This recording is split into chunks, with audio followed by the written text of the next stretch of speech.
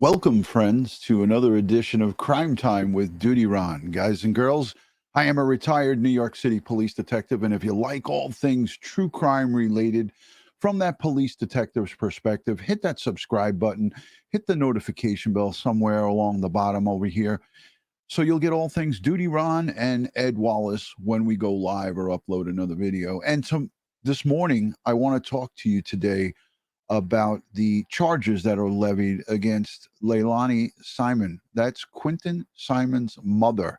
Yes, you heard that right. She stands charged with the murder of her son, 20-month-old Quentin Simon, on October 5th of 2022. This is a really mad, sick case with a lot of twists and a lot of turns and a lot of jagaloon behavior. As we know, Ed and I have covered this thing closely.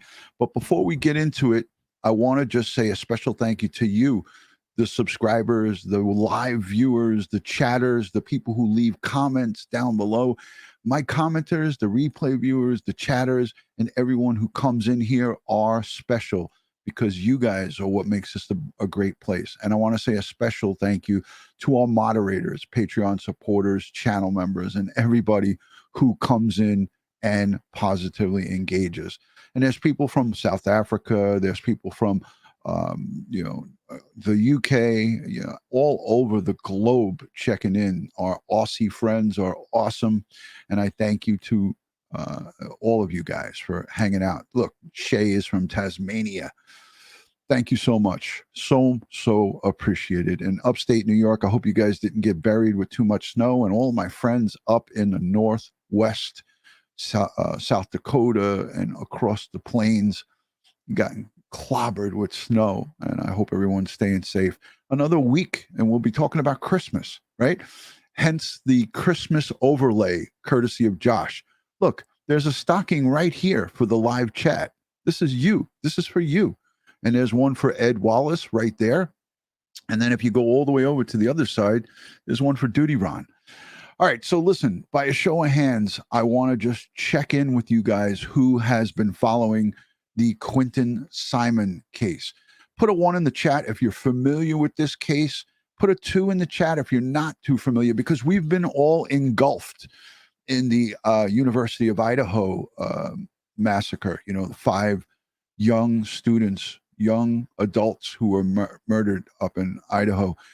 But, there's not a lot going on in that case. And this happened just a few days ago. We had the district attorney come on and levy these charges. And she talked for about 10 minutes at a press conference going over. And if you suffer from PTSD, I want to give you a warning right now. There's going to be some conversation here in regards to the death of little 20-month-old baby Quentin Simon. It's not an easy thing to talk about, but it's something that we've been covering for a long time, and we need to discuss it. We need to just get that out there. And I also want to say to my friends who have been following Thomas Valva, the murder of little baby Tommy, his father, the monster, evil, sick monster, Michael Valva, sentenced to 25 to life. He won't be seeing the light of day anytime soon. So I'm so happy, and I did report on that. He has gone away for the rest of his natural born life, and he will not see the light of day. Parole is not in his future. Lori Myers, thank you for becoming a channel member. Much appreciated that.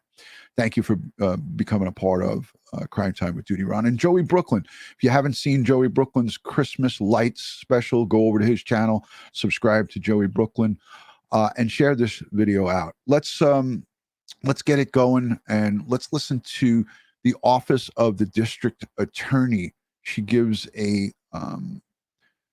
pretty detailed speech here. And again, if you suffer from PTSD, this might not be one for you. So let's take a listen. She's going to talk about the charges against Leilani Simon. Before we play this, I got to get this out right early, right out in front. So let me put myself back on. Ed and I speak all the time about staying away from potential witnesses and or perpetrators in cases like this, right? We never know who's going to get charged. But in this one, in this particular case, you know, you have Leilani and her mom, Billy Joe, right? Billy Joe had custody of little Quentin Simon at her request. She petitioned the court for custody. But what did she do? She went and left with the babysitter and her daughter, the child there, right? So there's a lot of anger in that 3-person circle, right? People are angry with the grandma, people are angry with the babysitter, and I don't see the babysitter anger thing, because I thought that woman really legitimately loved and cared for Quentin, probably more than anybody in that family. But what I want to talk about is the people who were duped into sending Amazon gift cards and Amazon wish lists, products and items and food and services to Leilani at her home. How silly do you feel about that now? You sent gifts and goodies to someone who murdered their own kid. So there's got to be a lot of people who feel not so great about trying to be kind, but you got duped essentially by certain unscrupulous people who take it upon themselves to nuzzle up to potential perpetrators, which turns out she is the perpetrator of this crime. And I mean, it's not a great feel. I mean, I know that people have good intentions, but you have to take what's put out in front of you with a little grain of salt, and realize that it's not a good idea to nuzzle up to some of the people who may be a potential perpetrator, and in this case was the perpetrator in this case, sending them goods and gift cards and so forth, and God only knows what else people sent them. It's just things that make you go, huh, right? So let's play this. Let's take a listen to the harsh reality of what happened to Quentin Simon. As you know, my name is Shalina Jones, and I am your Chatham County District Attorney. I'm here today to discuss a matter that has captured the hearts and minds of many people across our community, across the state of Georgia, and across this nation. And that is the sad and untimely death of 2-year-old baby boy Quentin Simon.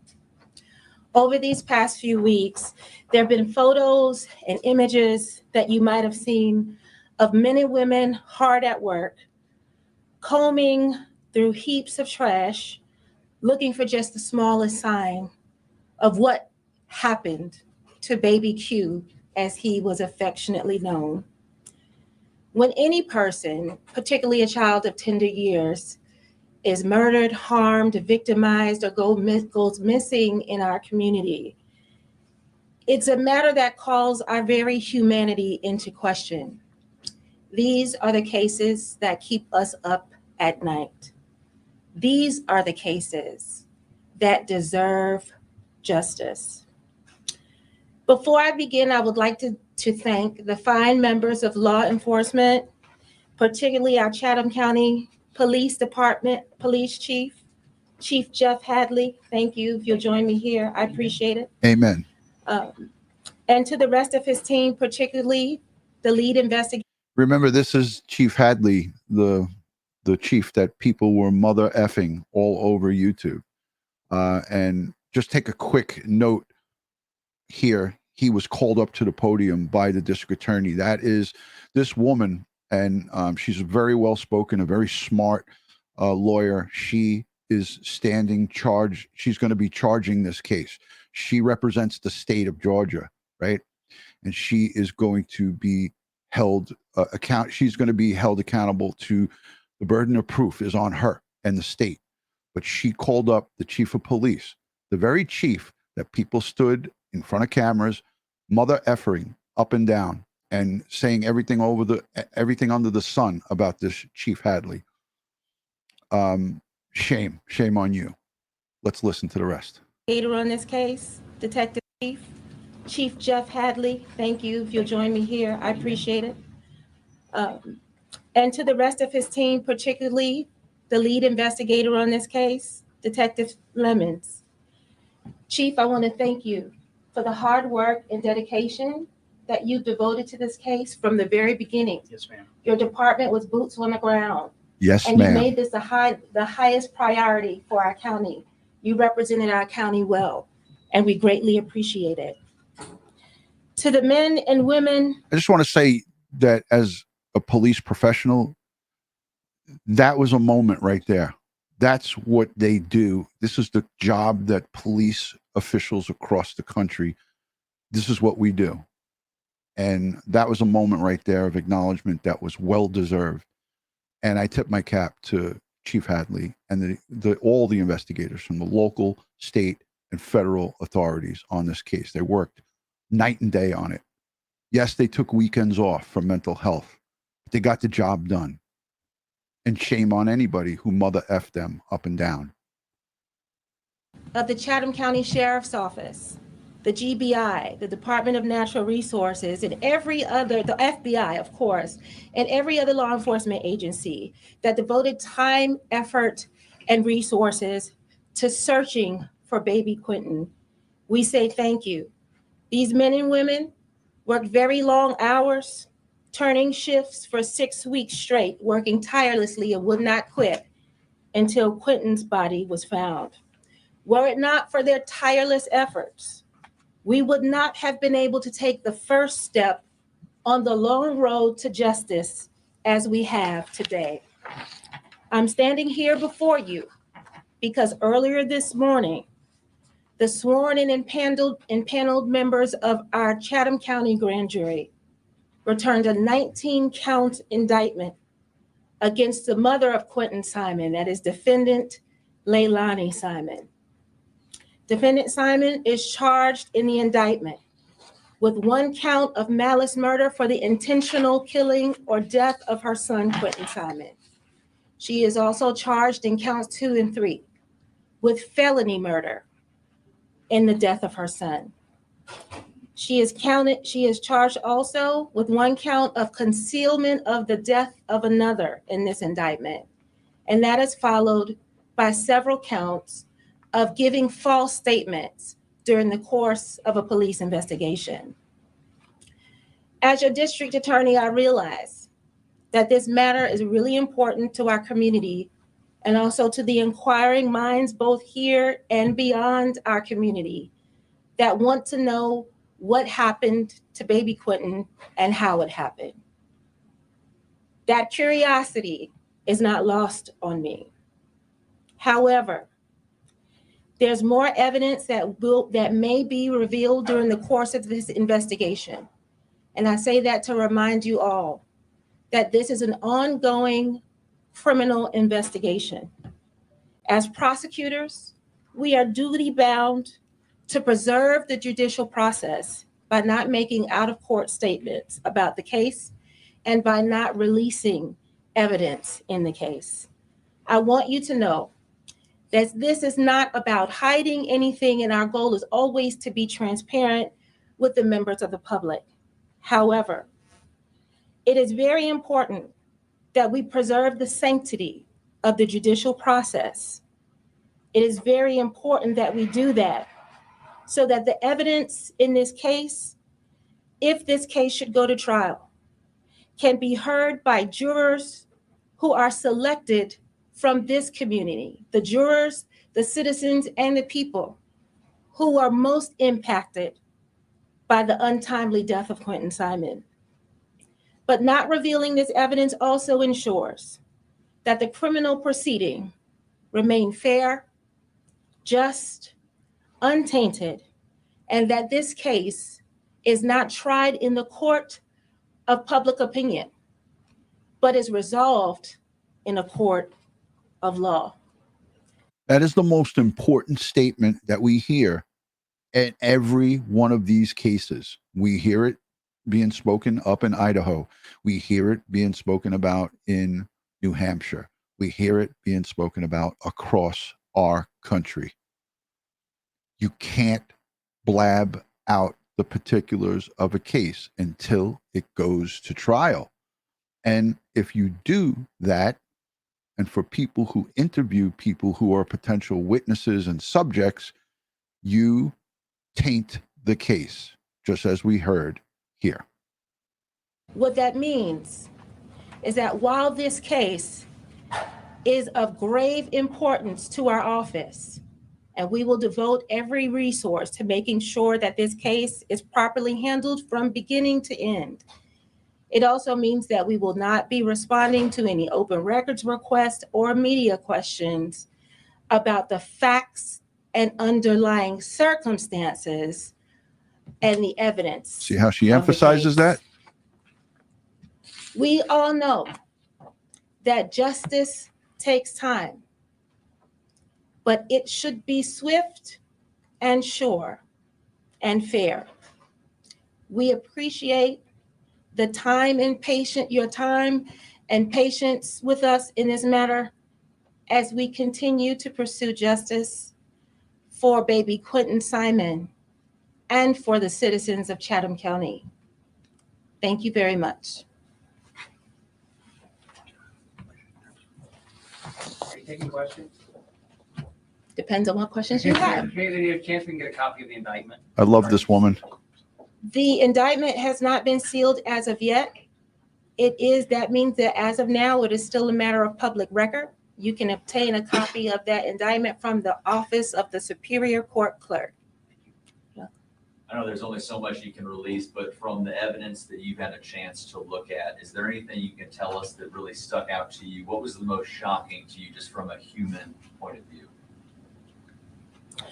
Well, I would generally say, not about this case, but in general, whenever we have a death of a child of tender years, in this case, as I said, Quentin Simon was 2 years old, that's something that is just going to stick in your mind. As a prosecutor, that's something that keeps me up at night. And that is what's going to keep me and the rest of this office pursuing justice in this case.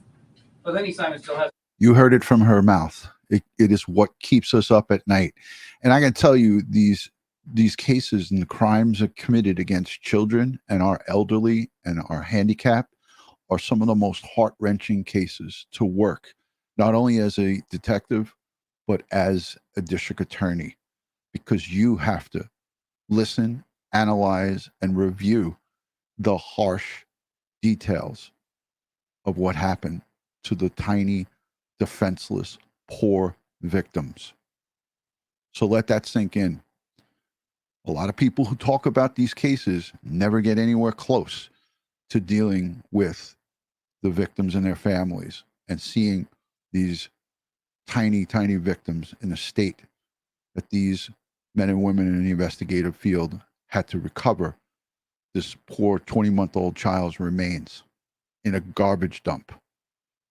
A petition to take her bond hearing to Superior Court. Is that something that surprises you, or is she where she needs to be? Well, I think that would be a better question that's reserved for her defense counsel. I am not surprised by any moves that defendants do and don't make.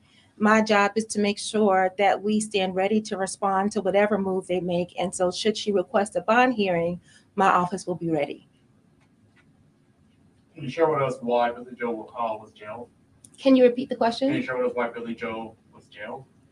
That's a separate legal matter that's still under investigation. I'm not at liberty to discuss that matter at this time. And you may not be able to answer this question either, but what resulted in the contempt charges for Miss Billy Joe Betterton? What's the question? What resulted in the contempt charges? Are you asking what caused the contempt? Yeah. Again, that's a separate legal matter. I'm not at liberty to discuss that. All right, so that reporter just asked her what was the contempt of court charges against Billy Joe, the grandma, against Leilani's mother, Billy Joe Howell. And as a good prosecutor, and you could see the smile on her face. And for those of you who or like to micromanage or analyze people's facial expressions, she smiles quite a bit throughout this press conference. I don't think that smile is smiling for the horror against the charges and the crimes that were committed against Quentin Simon. I think it's more of smiles of pride that they were able to bring somebody to justice for the horrific crime that was committed against baby Q. And again, she sticks to her word here and is not going to bend because, yeah, as Patty Banks says, she's a pro. She is special and she is a pro, 100%. I was very impressed, and I stand impressed with this woman and her entire team. This time. Your Contempt charges for Miss. I want to put that back. At liberty to discuss that matter at this time. And you may not be able to answer this question either, but what result in the contempt charges for Miss Billy Joe Howell Betterton? What's the question? What result in the contempt charges? Are you asking what caused the contempt? Yeah. Again, that's a separate legal matter. I'm not at liberty to discuss that at this time. in your course of prosecution here, you have 3 murder charges for 1 victim. Can you talk about it? Just explain to the general public why that happens, the difference in malice murder and the 2 counts of felony murder. Prosecutors often develop different theories of a case and how a murder may or may not have occurred. It is not uncommon for us in murder cases, and you'll see this in our other indictments, to charge murder in a number of different ways. And as I said, as the evidence continues to evolve in this case and we get closer to trial, should we get there, we'll have more information about if any additional murder charges need to be filed or if they need to be changed in any way. You say All right, I want to take her off the screen, and I'm going to continue with this because a lot of people ask this question, and I'm going to bring either Joe Murray or former Queens County District Attorney in New York, prosecutor Pete Carrusco. Either Joe Murray or Pete Carrusco can take this, but she basically said that, the additional charges, okay, so malice murder and then 2 felony murders. The reporter asked why they charged it in so many different ways. And she said, we often charge this in some of our other felony murder indictments and previous cases to cover all things that may develop or may not develop. But up to this point, those 3 murder charges are within the letter of the law to charge. Ray Kelly, good to see you. Thanks for joining. So she really explained that in a very short, condensed version. But I'm going to have Pete or Joe Murray, either one of those guys who are available to come on, and I'm going to have them talk from a legal standpoint. I really hope to get Pete and Joe together because Pete was a prosecutor just like her in the county of Queens, New York. And he charged a lot of murder cases in his time. But she really explained it well. And I want you guys to listen to it again. I'm going to put it back up on the screen and I'll back up just a little bit. you're still gathering evidence. For us in murder cases, and you'll see this in our other indictments, but legal matter, I'm not at liberty to discuss that. All right, here we go. In your course of prosecution here, you have 3 murder charges for 1 victim. Can you talk about it? Just explain to the general public why that happens, the difference in malice murder and the 2 counts of felony murder.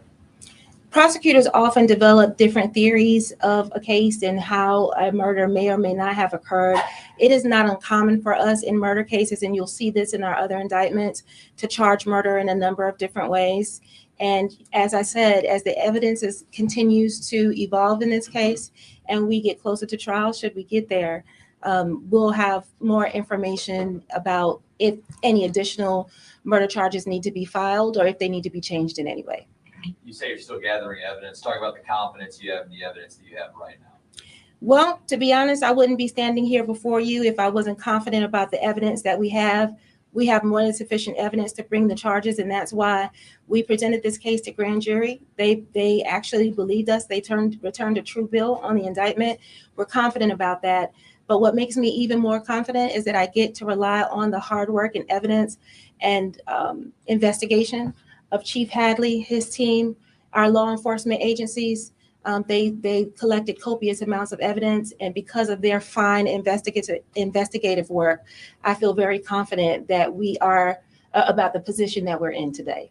You spoke to That was an amazing statement right there too. She said, and she gave thanks to the investigative team for bringing her, the district attorney, who is taxed with bringing beyond a reasonable doubt these charges to a jury of Leilani's peers. She got the true bill indictment. Remember, I told you guys and girls, summary arrest, handcuffs come on, click, click. That's the summary arrest. You need probable cause to make that summary arrest. Once you have that summary arrest, it goes to a grand jury, and she just said a true bill. That's the indictment at grand jury.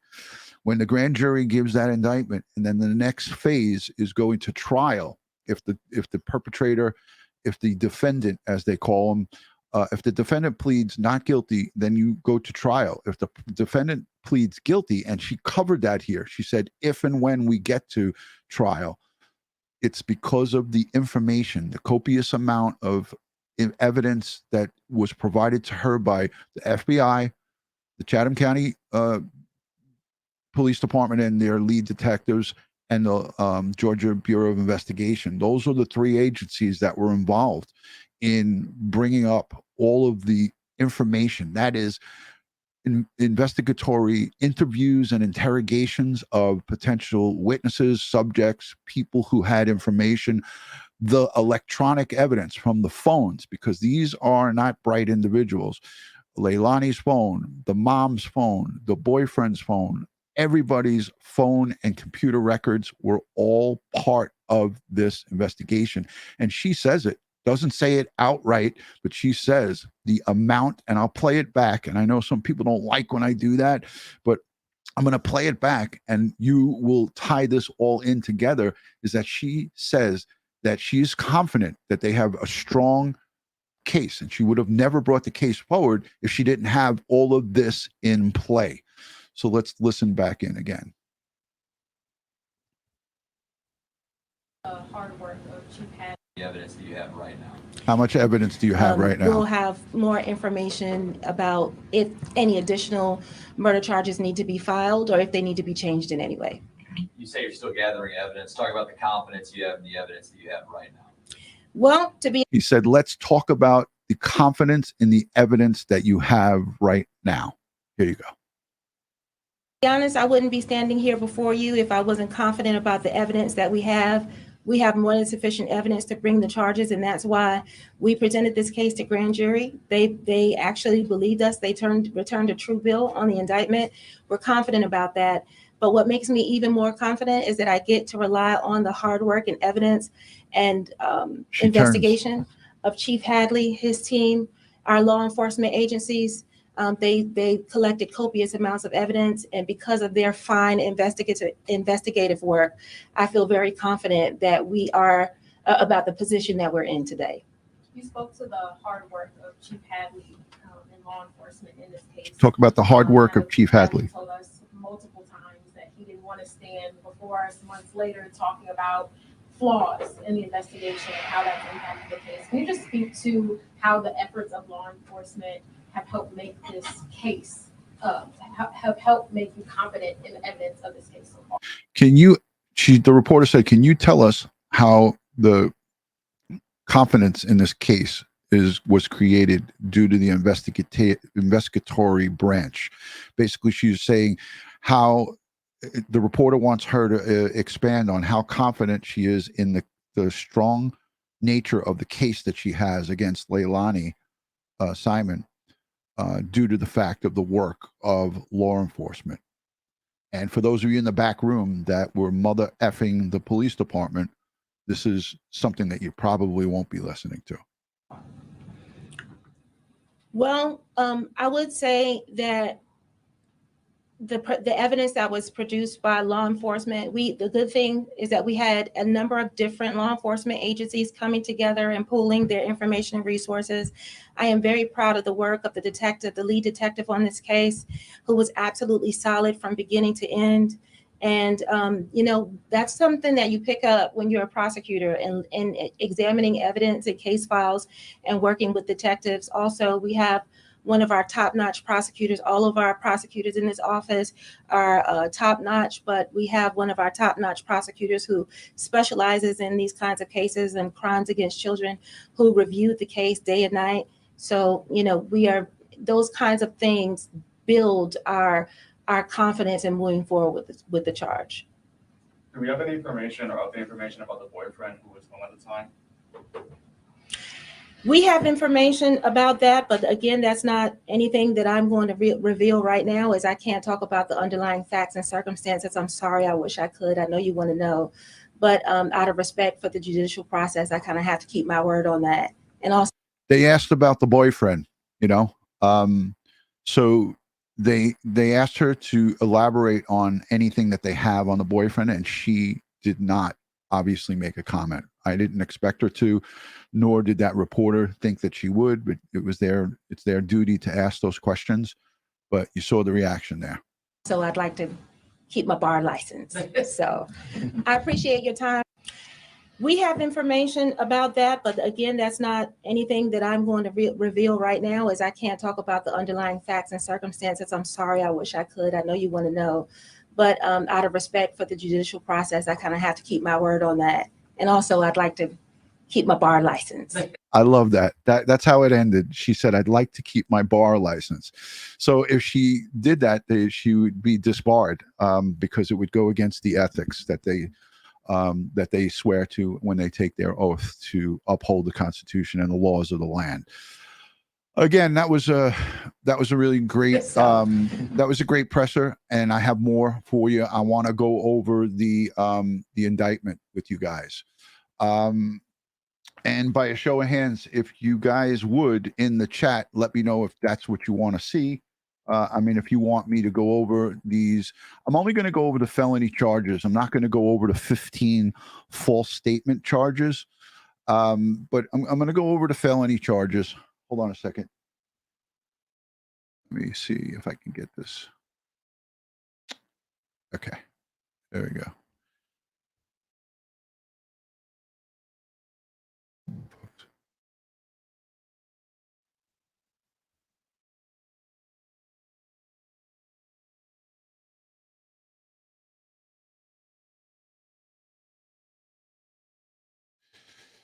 All right. So again, I can see that everyone wants to go over this. Okay. I'm going to get to the first page and then we'll expand, because first page is really what goes over. It says the state of Georgia, Chatham County, in the Superior Court of said county, the grand jury, the jurors chosen to the county, come up with the 19-count true bill indictment. And malice murder is basically spelled out pretty strongly in this indictment. Let me see if I can get this thing.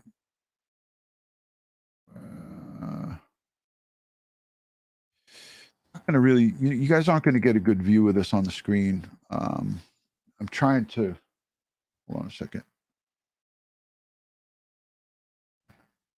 See if I can get this bigger.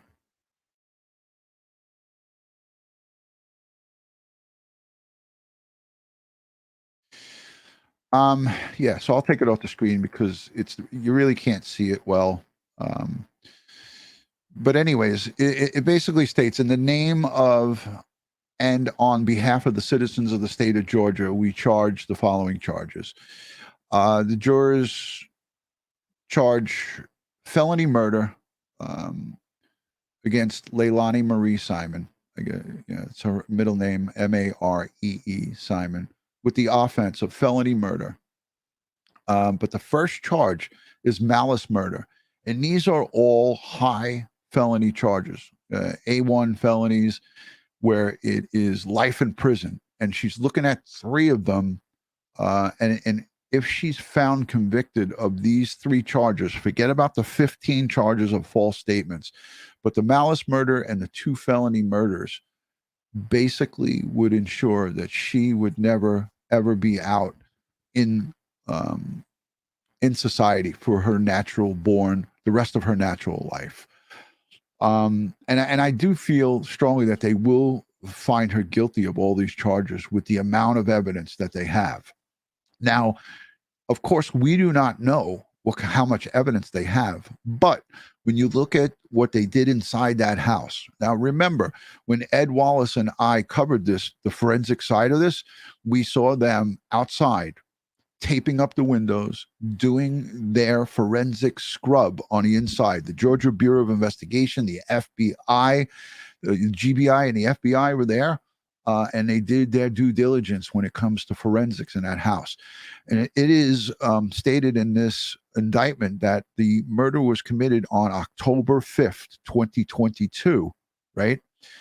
And she used a blunt force instrument to kill her son, Quentin Simon, blunt force instrument to the head.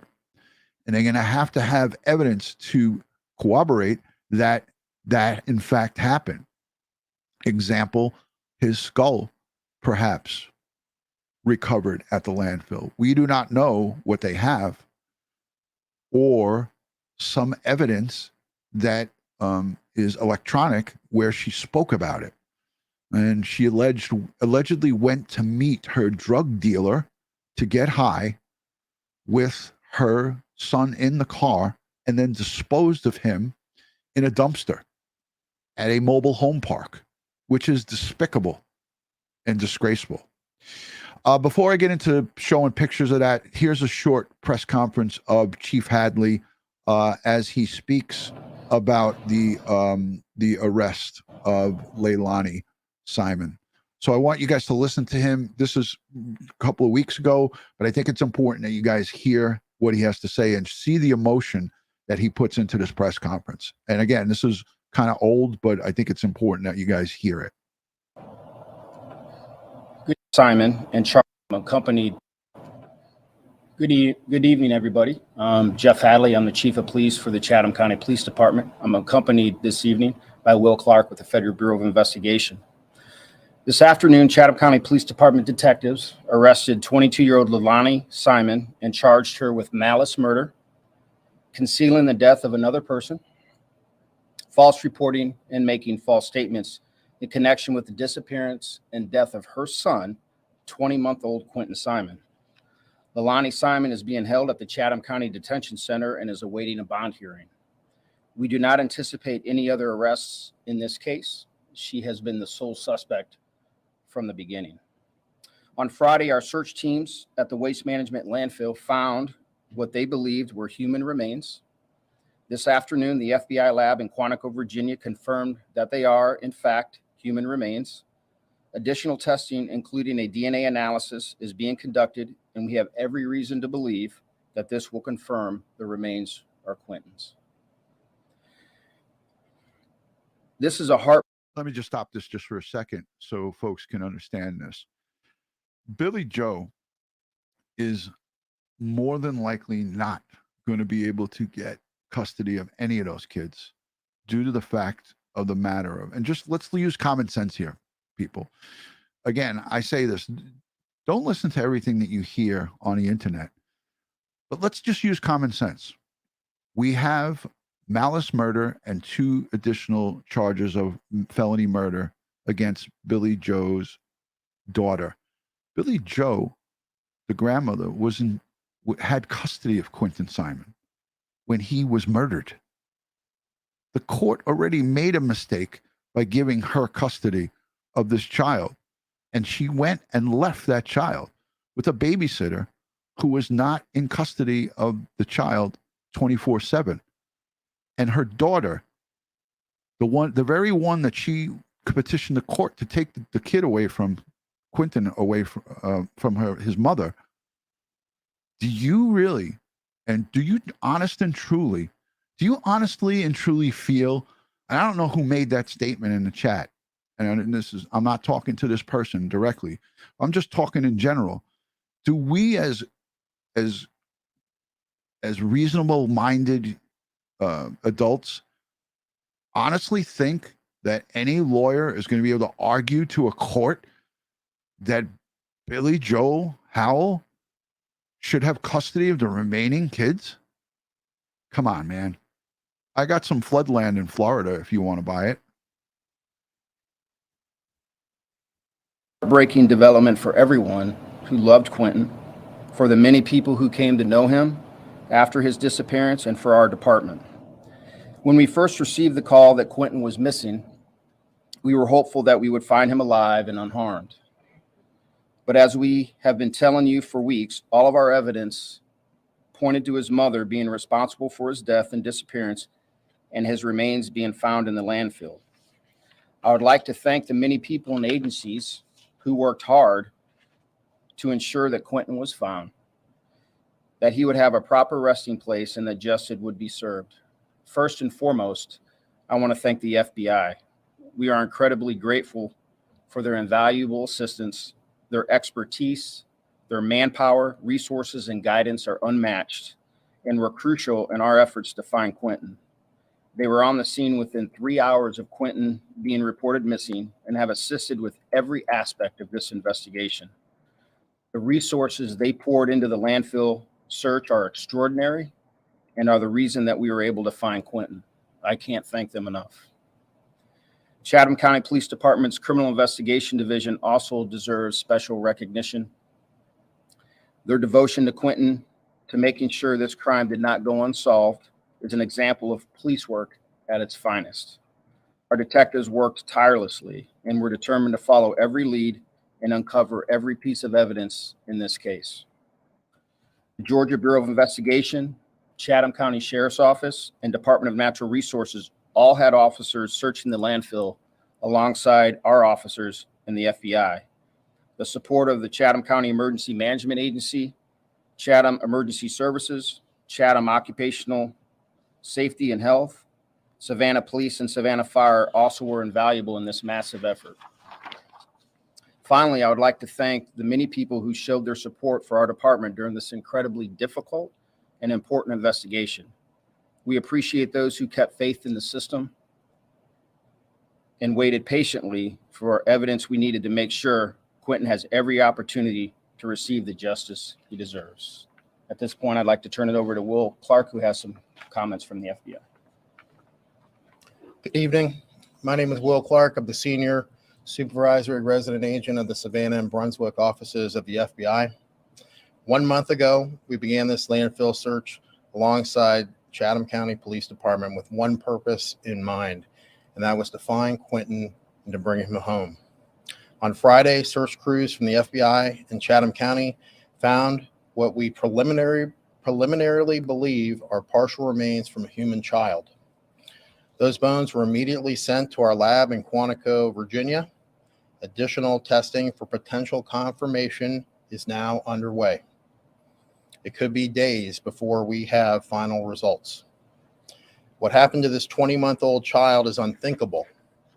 No child should be harmed by anyone, let alone the person in their lives that should be their protector. This investigation does not end here. There is more work to do. The FBI, along with our law enforcement partners, will continue to find justice for Quentin. Thank you.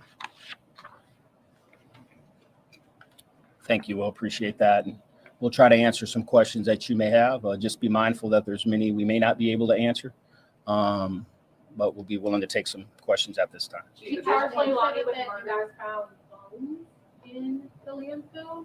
Is that?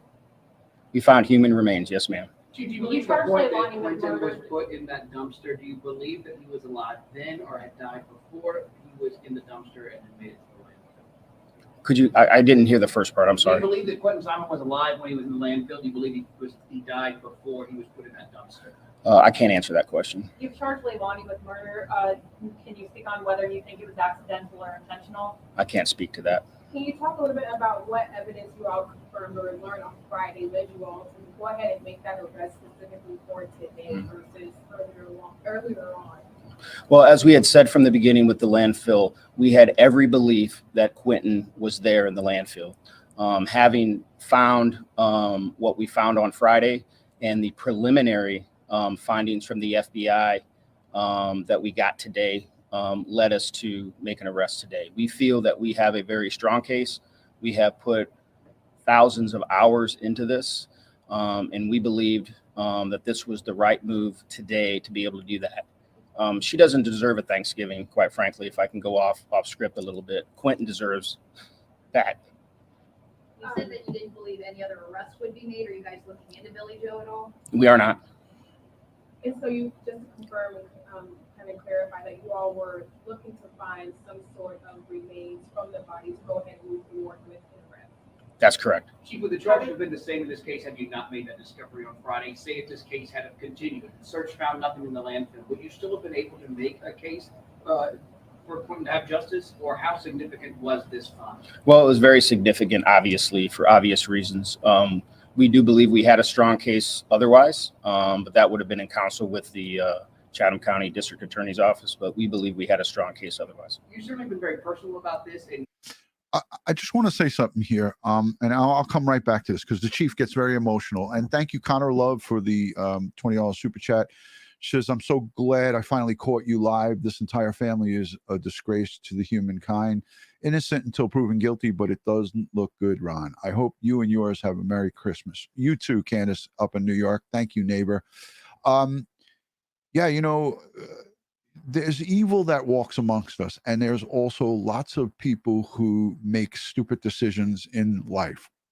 And, you know, the Chatham County Police Chief, Jeff Hadley, has a lot of information that he is not able to release to us about why and you know why they were so sure that Quentin Simon was in that landfill could range from video surveillance to electronically sent text messages or emails or both, or from other sources.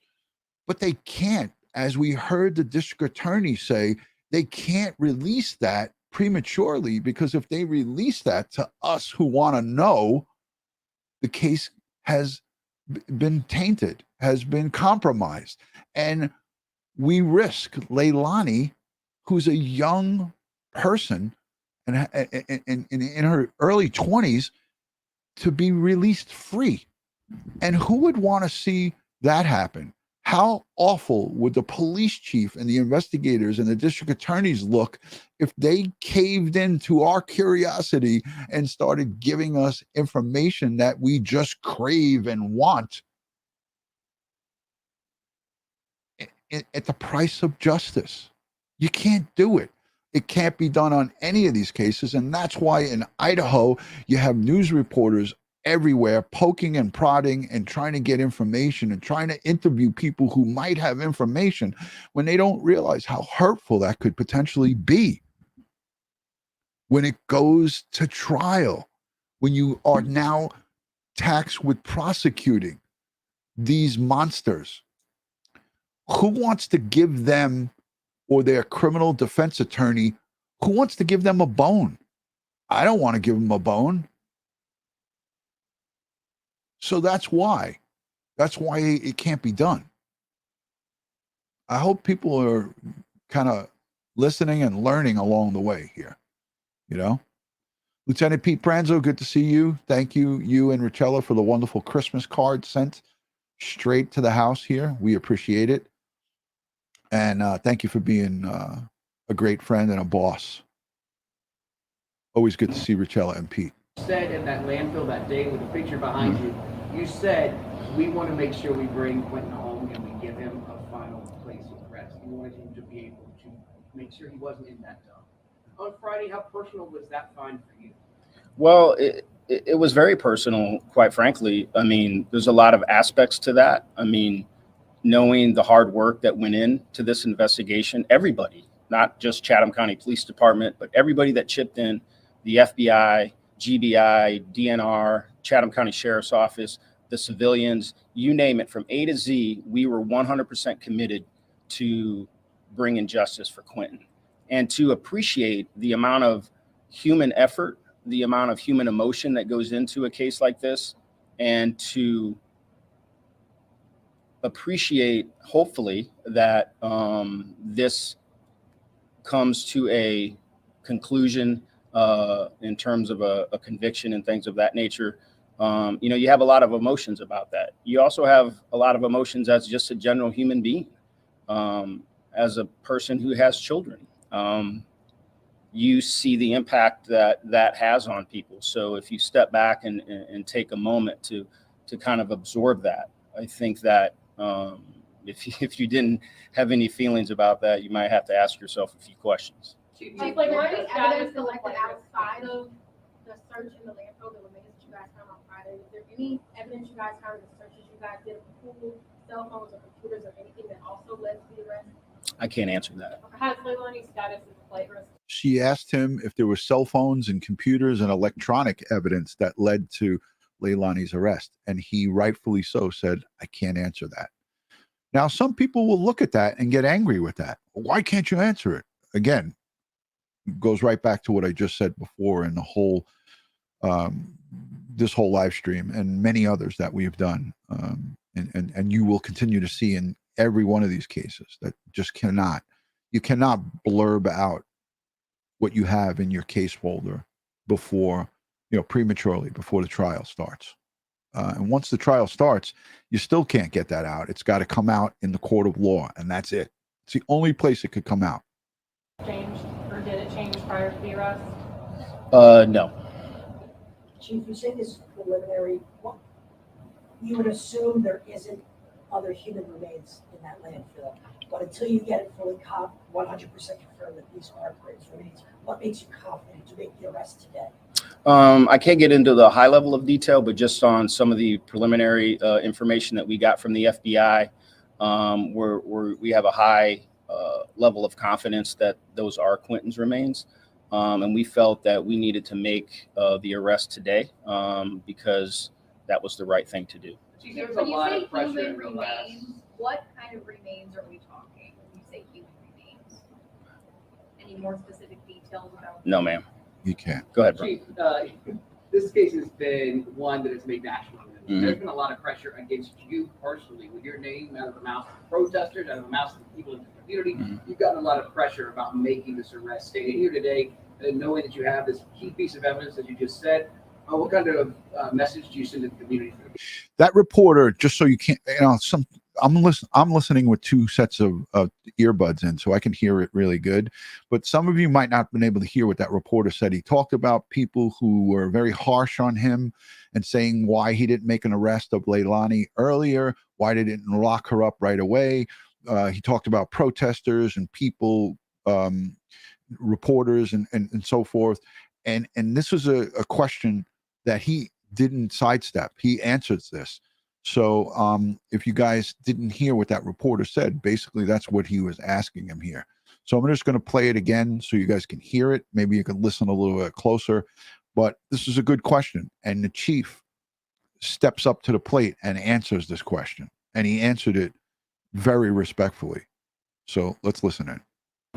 This case has been one that has made national news. Mhm. There's been a lot of pressure against you personally with your name out of the mouths of protesters, out of the mouths of the people in the community. Mhm. You've gotten a lot of pressure about making this arrest. Standing here today and knowing that you have this key piece of evidence, as you just said, what kind of message do you send to the community? For the people, that had your back, that said, yes, we're going to wait on the police to do this. And then to the people who said this arrest should have happened almost 50 days ago. Well, I didn't honestly feel a lot of pressure, quite frankly, only because I believed in our investigative process, the expertise that we were seeking that was around us, having a little bit of experience, in this profession. I understood people's perspective. I understood that, some people had their own strong feelings about when an arrest should be made and things that were going on. But we stayed focused on what we know and what we know how to do. And in conjunction with the FBI, we stayed the course. And so to those folks that supported us, to the citizens that believed in us and believed in our department, I thank you. And for those that had questions, that's their right to do so. This is America. You can have all the opinions you want, but I'm just so proud of our team and where we're at today. He got emotional. As far as today's conclusion, do you feel like there's a sense of relief as far as you all officers, FBI agents, to come to an arrest to go ahead and move forward with this case? Sure there is. I wouldn't be honest if I didn't say that there was, some weight lifted off of the organization and particularly those detectives and investigators who were completely and 100% committed to seeking justice for Quentin. So there is a little bit of relief, but be mindful, there's still a lot of work to do. And they're dedicated to doing that. And we want to see this to successful prosecution. I got a two-parter. Is the landfill search over? We haven't made that decision yet. That's a decision point that we'll come to once we're able to get some more analysis done, and we'll confer with the FBI and see what the best course of action is. And Leilani is also charged with making false statements. What false statements did she make? I can't get into that. Is she cooperating with police right now? Is Leilani cooperating with police? She's at the Chatham County Detention Center right now. And so I want to go back to the initial question that I asked about whether or not you guys found bones in the landfill, because Mr. Parker said bones, and you said human remains. Which one? Well, human remains, some of that are some of them are human bones, and some other evidentiary matters. And as far as the bond, is there do you all have any updates as to when that will be the bond hearing, when that will be? I do not have that confirmed. I do believe it'll take place tomorrow, but I don't have any time or any confirmation on that. We did, take her to the detention center rather late in the day. All right, so I want to let you guys know a forensic anthropologist is going to be was used in this case. That's a guarantee, because the remains that they did recover were bones. We don't know what they were, but we would use, again, common sense here. This is a 20-month-old child, so the bones are small in nature, but your skull is a larger bone that would probably be something that was intact. And if you listen to what the charges are, and they talk about blunt force trauma, he was hit with a blunt object in the head, would tell me, as somebody that's in the field, that perhaps, and I don't know this 100%, that they recovered either part of his skull or full skull in the remains at the landfill. To be able to say that is one of the possibilities. Let me just say that. Let me preface possibilities. So a forensic anthropologist who we had on, Dr. Murray Marks, they will analyze the bones that were recovered. Are there any fractures to the arm or the leg or the ribs? Depending on what they found, maybe they found a fully intact set of remains, and it would be bones. So again, we don't know 100%, but for them to have language like and be able to say in the indictment, which we'll go over with specialists. And if you notice, I didn't go over it in detail because I'm not a specialist when it comes to prosecutorial, the prosecutorial process of this. So I'm going to just leave it for Pete Krusco, who is a former Queens County District Attorney, and we're going to ask him all the tough questions in another show on Quentin Simon. So that the reason I played that part is I wanted you to see and hear the raw emotion that comes from criminal, the law enforcement side, the executive side. He's the chief of police, right? He's the highest guy in the police department, and you saw the emotion in that press conference. It's, for me, it's a telltale sign that they are emotionally invested in solving these cases. They take an oath to protect and serve, but they also, in that oath, swear to uphold the law of the land, to uphold the Constitution of the United States. And that's part of it, WSAV has a complete timeline. And the timeline on WSAV is extensive. It goes back to September 7th, where the police were called to Quentin Simon's grandmother's home, to Leilani's mom,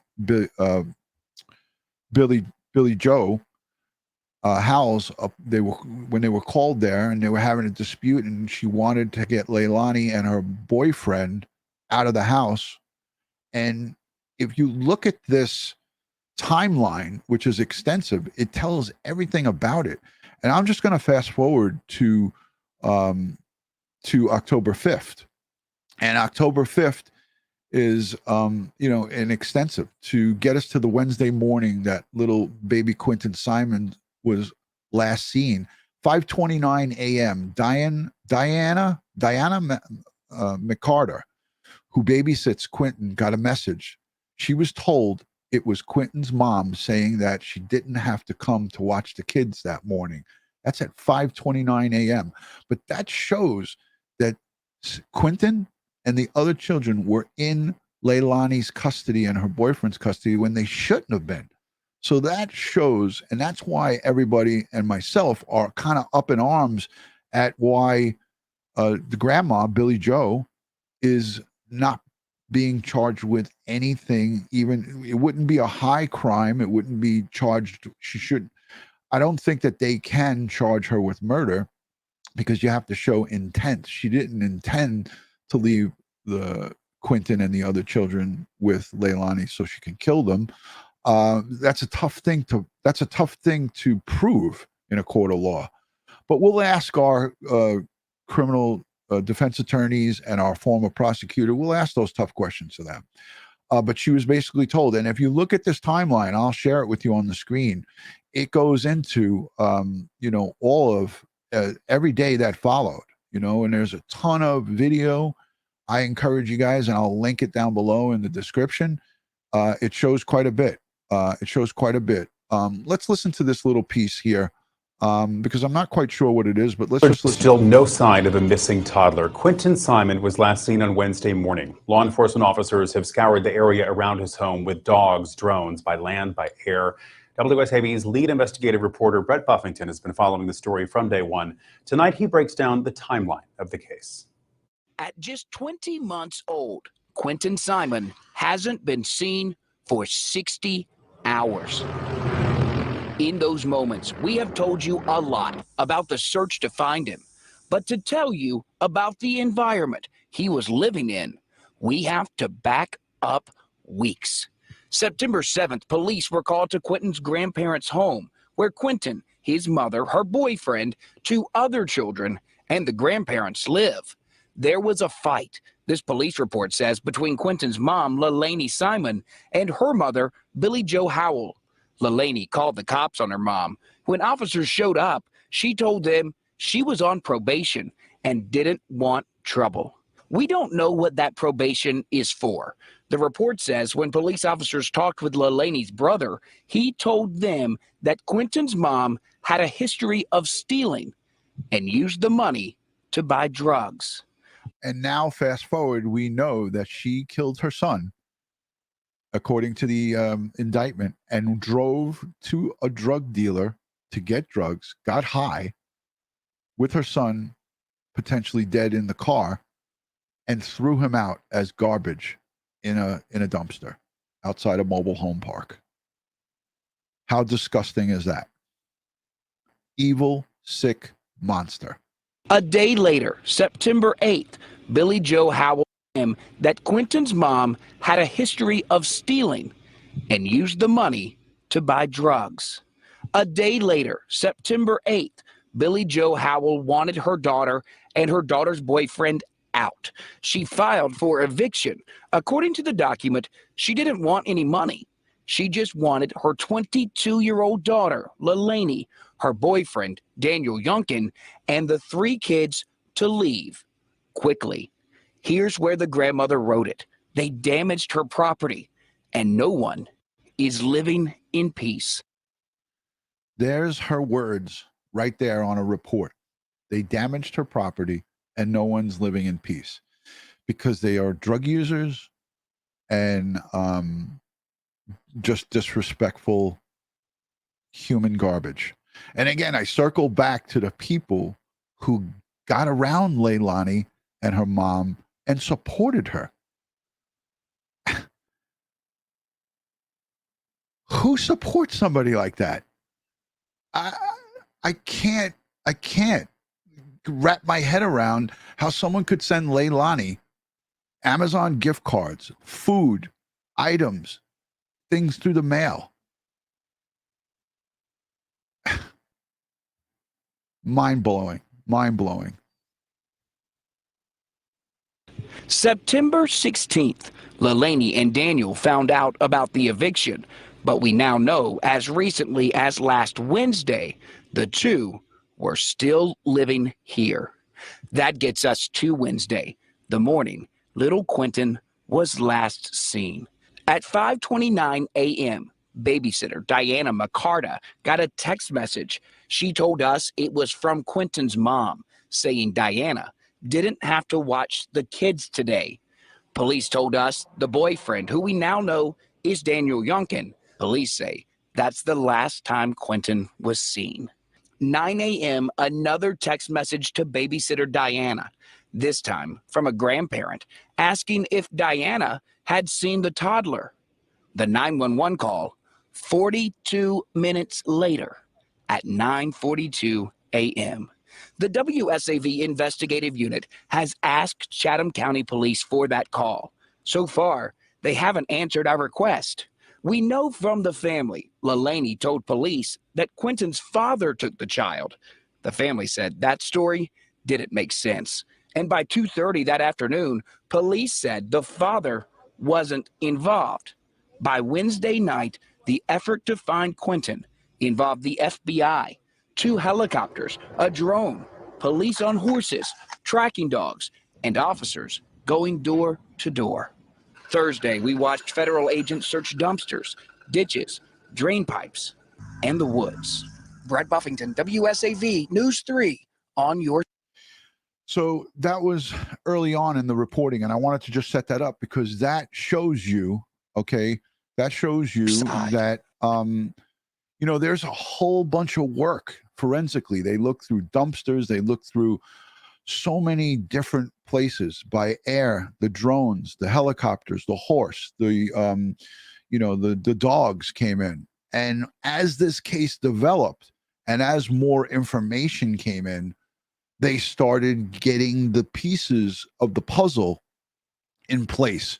And when those pieces of the puzzle come in, you now can narrow down who the perpetrators are. And that's part of how Investigation 101 happens.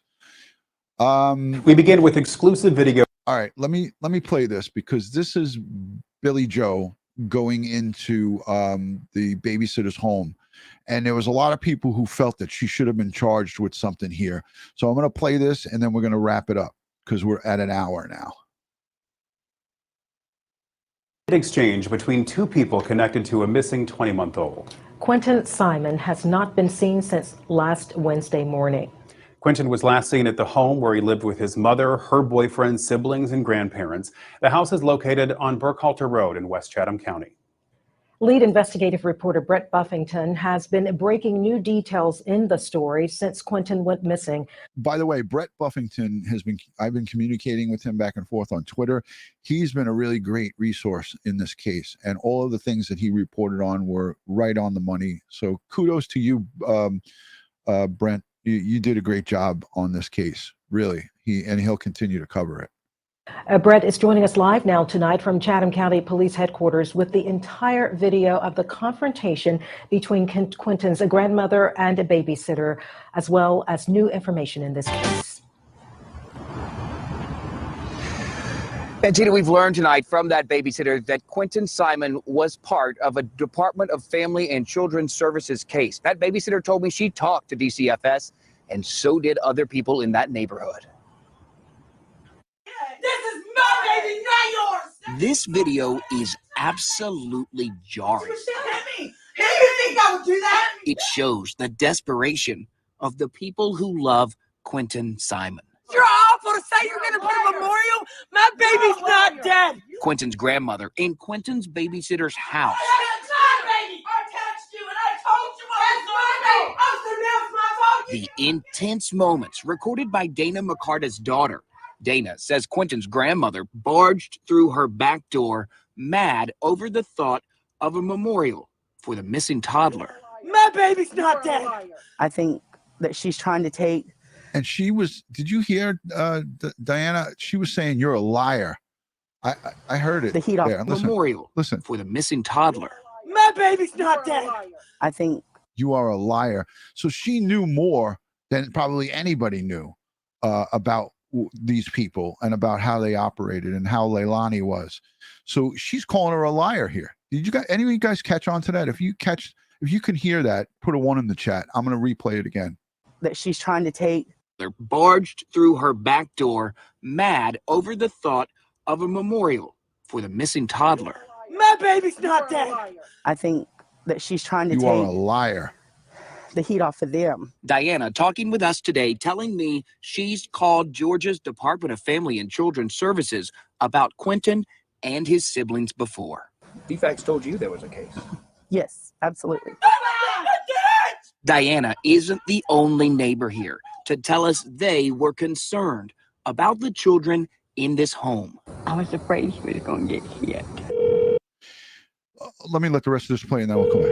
We tried to get Billy Joe. All right. So now I'll circle back to what some people are talking about, that Billy Joe is going to hire an attorney. Earlier in the chat, somebody put that in the chat, and it was laughable. And I'm not saying to that person who put that in the chat, that it's not laughable that you put it in the chat. It's just laughable that people are actually talking about this. Like, do you think that any child welfare is going to give, or any court of law, any court, family court is going to give custody to this psycho? I don't think so.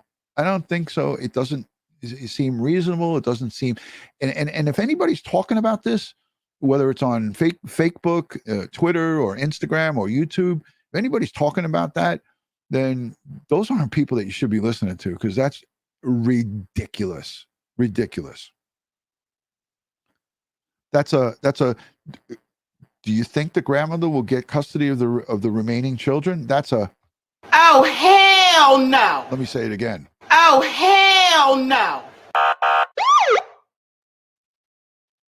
Howell's side of this story. She didn't answer her phone since yesterday, when federal investigators, firefighters, and Chatham police drained Quentin's grandparents' backyard pool.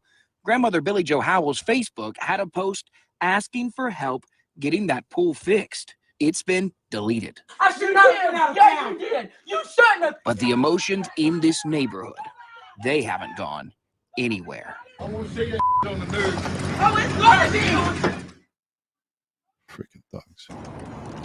We learned from Chatham County Police today that they have evidence in this case, evidence that they believe.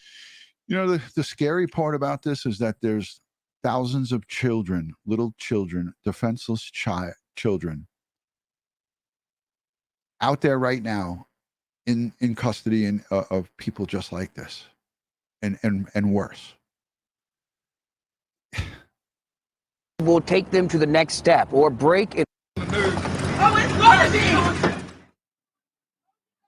This neighborhood, they haven't gone anywhere. I want to see your on the news. Is that guy with the ponytail here? I thought it was a tire iron or something in his hand. But this is what you're dealing with. Oh, it's gonna be. Got something in his hand there. Huh. Anywhere. Oh, it's gonna see your on the news. Oh, it's gonna be. They were threatening her, carrying a baby. Oh, it's gonna be. Someone's holding a baby there. Jesus. On the news. Oh, it's gonna be. Ugh. Disgusting. We learned from Chatham County Police today. All right, so let's wrap this up. I'm just happy. I'm just so happy that Leilani is arrested, and again, innocent until proven guilty. But I really feel strongly that the Chatham County prosecutors and their office will prove their case beyond a reasonable doubt in a court of law. We'll be covering and following this case as soon as I get Joe Murray or both Pete Carrasco to come on to describe and give you guys a overview on the charges. The death penalty is active and alive in Georgia. The death penalty is on the books, but I do not believe that this crime would fit in the criteria, because there's all kinds of stipulations and things that need to be in place to charge someone with capital murder in the state of Georgia. I read it quickly before I went live, and I do not think this case qualifies for that, but I could be wrong. I don't think so. But if, in my eyes, if Leilani at 22 years old never sees the light of day, this will be a safer place for our children. This will be a safer place for for our citizens, because she is not anything that would emulate good in a human being. That's for sure. I want to say thank you to you guys, the live chatters. If you're new here and not yet subscribed, please consider hitting the subscribe button. They have evidence. Hit that notification bell so you'll get all things DutyRon and Ed Wallace when I go live or upload another video. And I want to give away some memberships. I haven't done that. It's Christmas time. So let's give away some memberships for crying out loud. If you're not subscribed, please subscribe to get a membership. Become a member of this channel if you can afford to do so. Give this video a thumbs up. Let's get the thumbs up to, let's see, where are we at with this? Hold on. Where are we? Let's do it. I want to give away some memberships. So where are we on the thumbs up? 530. Let's get that up to 1,000 on the thumbs up. There's enough of us here to do it. Just go over to the little tickler button and hit the thumbs up, and I'm going to give away 20 free channel memberships. You got to be able to receive free memberships. So make sure in your YouTube studio and in your YouTube settings that your channel for YouTube, even though if you don't broadcast, you have to be able to accept free memberships. So make sure we're getting close. We're at almost 600 thumbs up on the video. I'm watching as that thing goes up and we get to 1,000. I'll give away 20. That's 20 free channel memberships. It's Christmas time, and I love to give and pay it forward to everybody.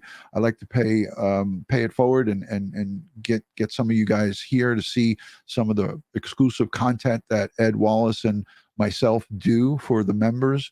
And we're going to be doing more of that in the new year. So I encourage you to, if you're a member, to continue with your membership, because in 2023 we got some good things coming your way. We're at 611. We might not make it on this video, but if we get to the 1,000 thumbs up, I will give away 20 memberships. So let's say hello to everybody in the chat. Nana of 5 is here. Peppermint is here. Thank you, Peppermint Schmoka. Good to see you. Elizabeth says, love your channel. I love that you're here. Thank you, Elizabeth. Lily, Heather, whatever. Good to see you. Dawn Marie. Hey, I want to just say thank you to the moderators and everybody who's here. You guys are really unbelievably awesome. If somebody can just check the thumbs up when we hit that 1,000 on the thumbs up, let me know and I will gladly send them out to you. Sherilyn Schofner is here. Debbie T, Tina G, thank you. Hi, Sea Travels. Thank you so much.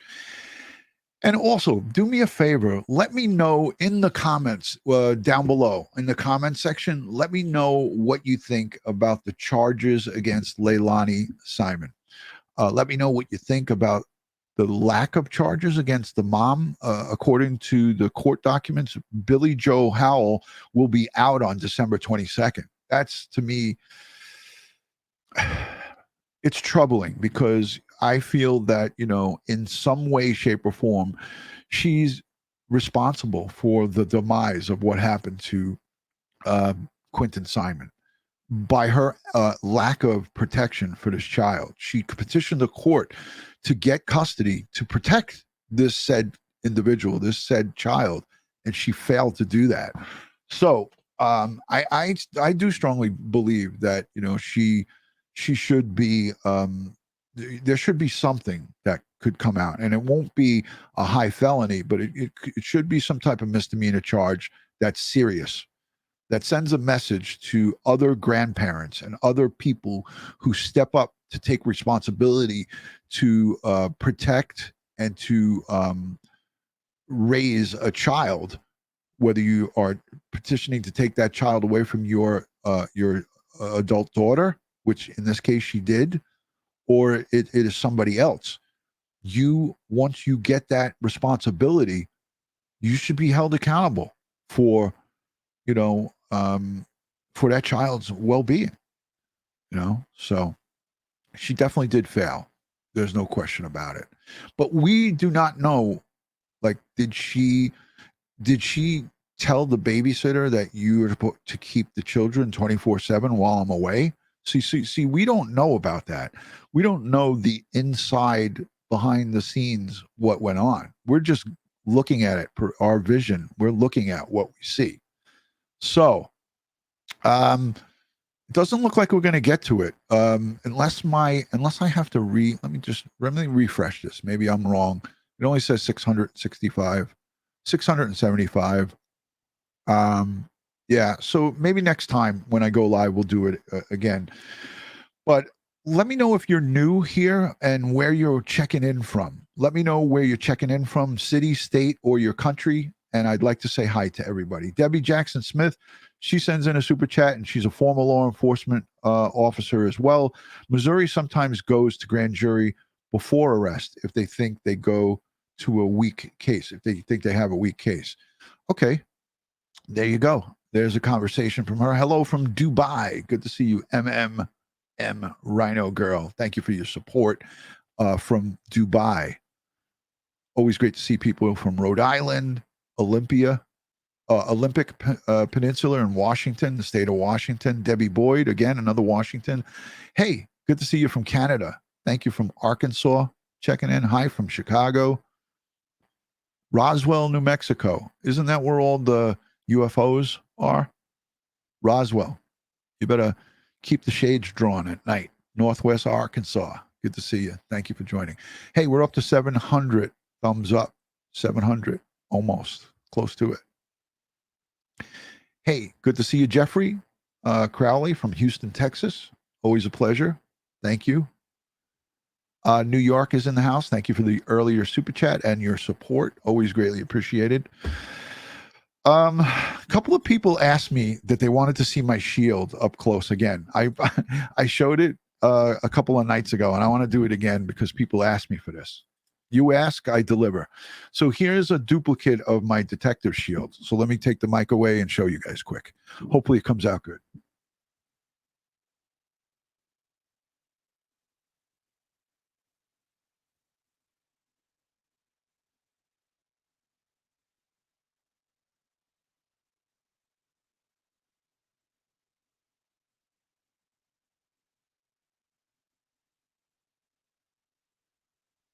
I think that came out pretty good. That's a pretty damn good camera I got there. So, yeah. Yes, 4503. Thank you. Thank you, Richella. Thank you. So everyone's trying to put the DNA on the thumbs up. Listen, we got to 700. It was a valiant effort. I got to wrap this up. So I can't stay all day, but I would love to stay all day, but I can't. Somebody asked, how long did you serve? Just a little bit over 20 years. Just a little bit over 2 decades. In the New York City Police Department, all you have to do is serve 20 years and you get a full pension. So I served a little bit more than the 20 years. People want a peek at Popeye, Popeye the bird. He's right over here. He's hanging out. Popeye Cam is coming soon to a theater near you. How do you adjust your settings on YouTube to receive memberships? You have to do it. You have to receive it. Debbie Jackson served 25 years. Thank you for your service. So that's it. Team Brittany is sending hearts for the NYPD. Thank you for that. I always appreciate that. All right, listen, let's do it. Let's do it anyways. All right. So I said I was going to give 20 memberships away for the 1,000. I'll give 10. Let's do 10. That's fair, right? We didn't hit the mark. But let me send 10. Isn't that, I mean, that's, hold on a second. How do I do this?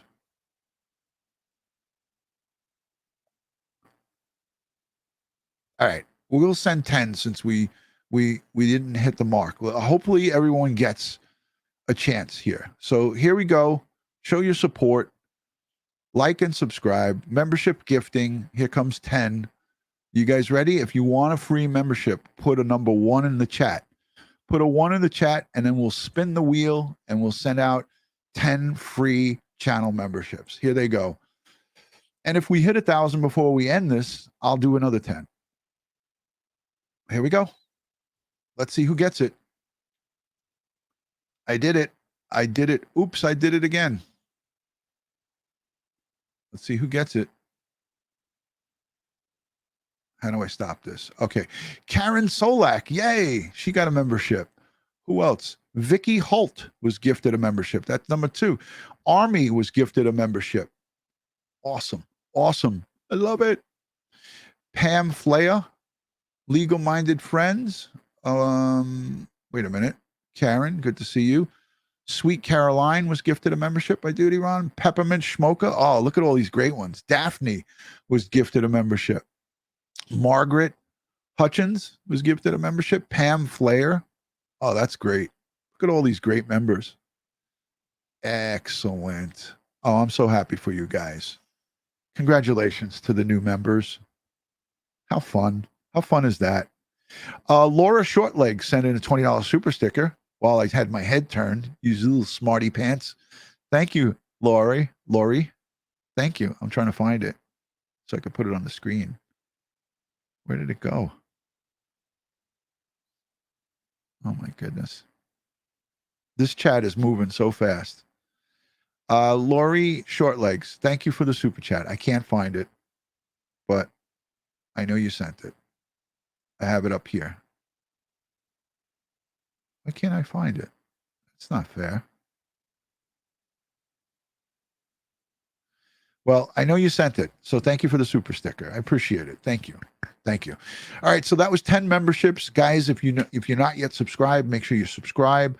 Russian Aloha says, DutyRon, check your post office mailbox. I went there just the other day. Oh, thank you for reminding me. Holy sh.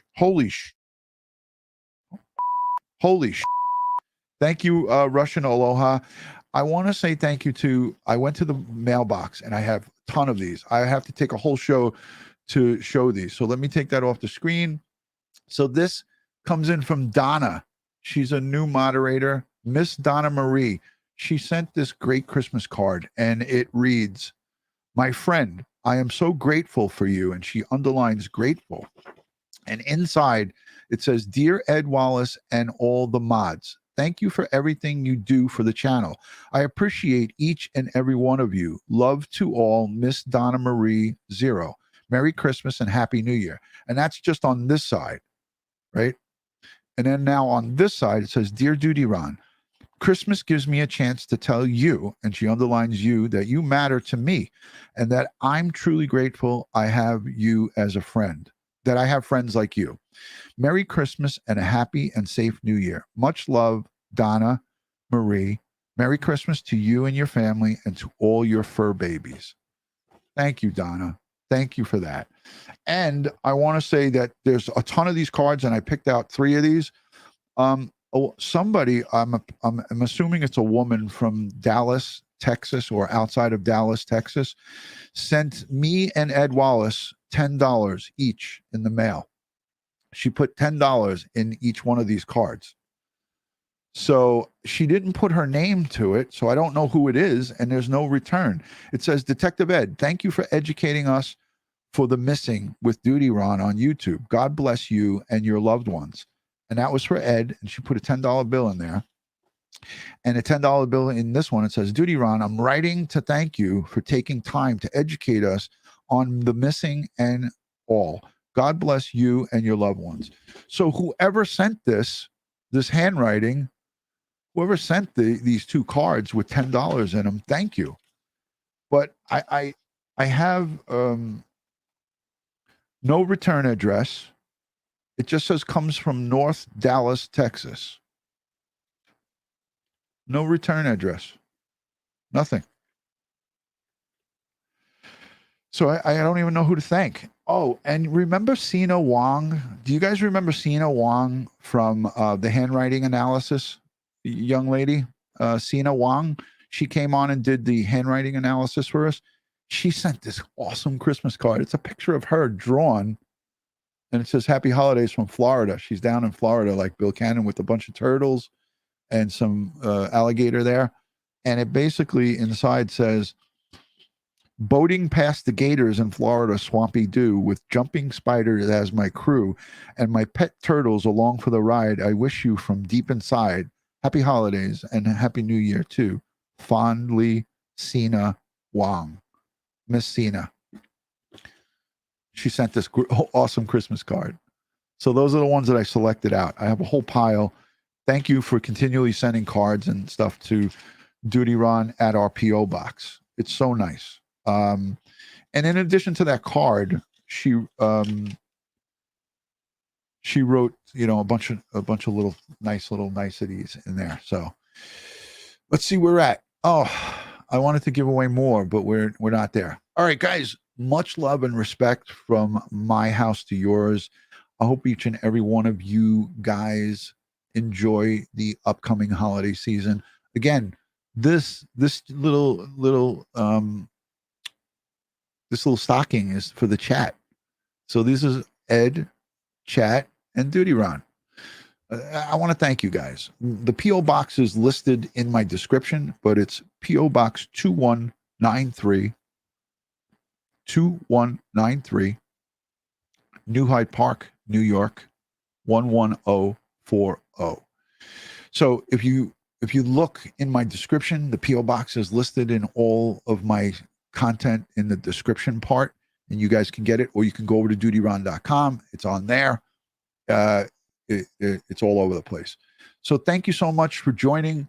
As I like to end all these, God bless the world, God bless the United States of America, and God bless each and every one of you here in the chat, but especially Quentin Simon. We want to send strength, prayers, and positive vibes to that community, to the law enforcement, to the prosecutors, and everyone in that Chatham County area. Marlena, thank you so much for the super chat. I missed that one, but thank God I just saw it. I'm so sorry. Billy Joe knew she was not going to be in that home that day, every day, due to her job, taking her out of town. She signed the custody papers. Angry. We're all angry. We're all angry with that. But we don't know behind the scenes what the prosecutor or what the law enforcement has. So that's why I'm saying. So guys, see you guys on the next one. Thank you for joining. Like, share, and subscribe. Hit the thumbs up. We'll talk to you soon. And who knows? Ed Wallace should be back tomorrow. Maybe we'll do a live tomorrow. You never know. So stick around and watch this outro, because Ed's dog, little baby Kara, is somewhere around here. I'll talk to you guys soon. Peace and love from DutyRon.